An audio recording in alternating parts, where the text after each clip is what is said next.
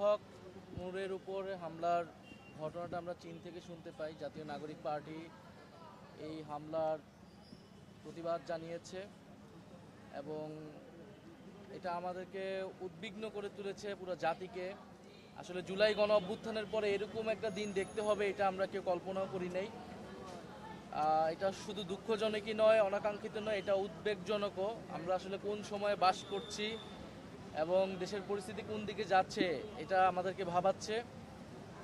কারণ যখন আমরা ফ্যাসিস্টদের বিচার চাচ্ছি, ফ্যাসিবাদের দোসরদের বিচার চাচ্ছি, সেই বিচার অপরাধে আপনাকে আমাকেই নির্যাতিত হতে হচ্ছে, তাও এই অন্তর্বর্তী সরকারের সময়ে তাদের অধীনে থাকা সেনাবাহিনী এবং আইন শৃঙ্খলা বাহিনীর দ্বারা।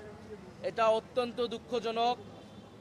গণ অভ্যুত্থানের শক্তিকে কোমর ভেঙে দেওয়ার জন্য পরিকল্পনা করা হচ্ছে, এই ধরনের দৃষ্টান্ত স্থাপন করা হয়েছে বলে আমরা মনে করছি এবং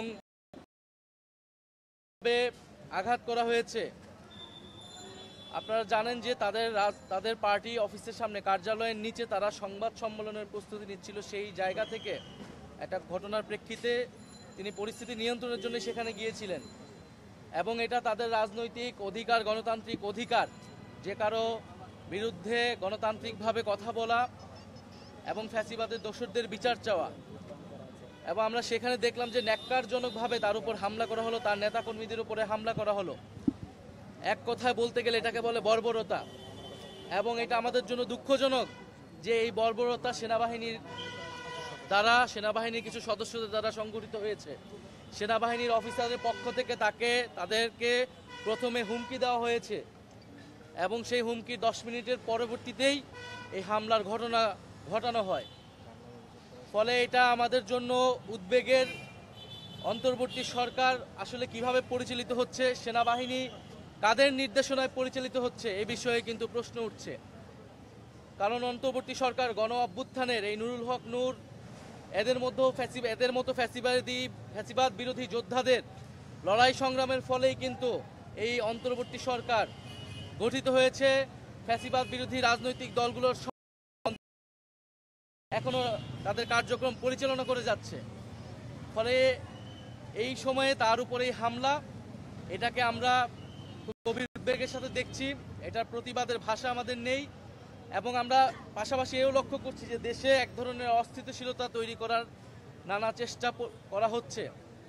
আমরা বলতে চাই যে বাংলাদেশের মানুষের প্রতি আমাদের অঙ্গীকার যে ফ্যাসিবাদী পক্ষকে আমরা কোনোভাবেই জায়গা করে দিব না, সুযোগ করে দিব না। সেটা জাতীয় পার্টির নামে আসুক, যেই নামে আসুক না কেন, এবং বাংলাদেশের যেই শক্তি তাদেরকে সহযোগিতা করবে তাদেরকে জনগণের বিরুদ্ধে দাঁড়াতে হবে। এবং আরও দুঃখজনক, সেদিন হয়তো ঘটনা হয়ে থাকুক না কেন, সেটা যদি অনাকাঙ্ক্ষিত হয়ে থাকে, দুর্ঘটনা হয়ে থাকে, সেনাবাহিনীর উচিত ছিল নিঃশর্তভাবে দুঃখ প্রকাশ করা, ক্ষমা প্রার্থনা করা। যে একজন রাজনীতিবিদকে, ফ্যাসিবাদ বিরোধী রাজনীতিবিদকে এইভাবে রাস্তায়, কিন্তু আমরা দুঃখজনকভাবে দেখেছি যে আইএসপিআর এর যেই বিবৃতিটি তারা দিয়েছে সেখানে তারা এই হামলাকে বৈধতা দেওয়ার চেষ্টা করেছে, জাস্টিফাই করেছে, মব ভায়োলেন্স বলেছে। একটা গণতান্ত্রিক রাজনৈতিক দল তার কর্মসূচি, তার অফিসের সামনে সে সংবাদ সম্মেলন করছে, সেটাকে মব ভায়োলেন্স বলে সে সেনাবাহিনী এই হামলার বৈধতা উৎপাদনের চেষ্টা করেছে এবং এটি আরও ন্যাক্কারজনক ঘটনা ঘটেছে। অন্তর্বর্তী সরকার তাদের অবস্থান ব্যক্ত করেছে, বিচারিক তদন্ত কমিটি করেছে এবং সেনাবাহিনীর উচিত অবিলম্বে সেই বিবৃতি প্রত্যাহার করে এই ঘটনার জন্য দুঃখ প্রকাশ করা।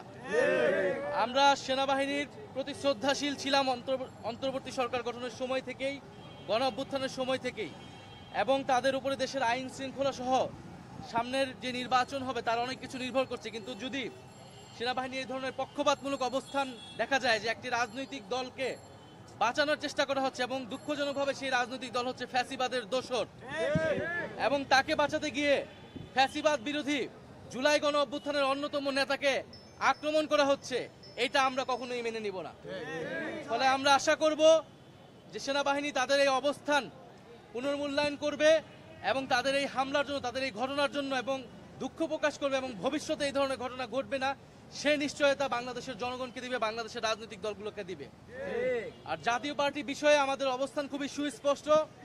জাতীয় পার্টি শুধু এই গত 16 বছর ধরে দালালি করে নাই।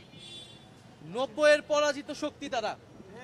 90-এর গণ অভ্যুত্থানে বাংলাদেশের ছাত্র জনতা রক্ত দিয়ে এরশাদের পতন ঘটিয়েছিল, কিন্তু সেই সময় রাজনৈতিক দলগুলো আপোষ করেছিল, ফলে ত্রিদলীয় জোটের রূপরেখা ব্যর্থ হয়েছিল এবং এরশাদকে আবার পুনর্বাসনের জায়গা করে দিয়ে যেই ভুল রাজনৈতিক দলগুলো করেছিল, বাংলাদেশের জনগণের সাথে যেই বেইমানি তারা করেছিল, 24-এর গণ অভ্যুত্থানের পরে আমরা সেই সুযোগ দিব না।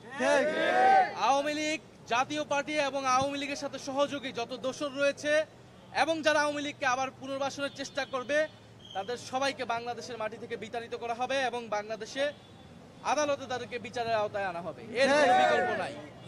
ফলে আমরা আশা করব দেশ যাতে অস্থিতিশীলতার জায়গায় না যায়, আমরা সবাই ঐক্যবদ্ধ থাকবো, বাংলাদেশের সংস্কারও হবে, নির্বাচন হবে, নতুন সংবিধান হবে। এটা জনগণের প্রতি আমাদের প্রতিশ্রুতি।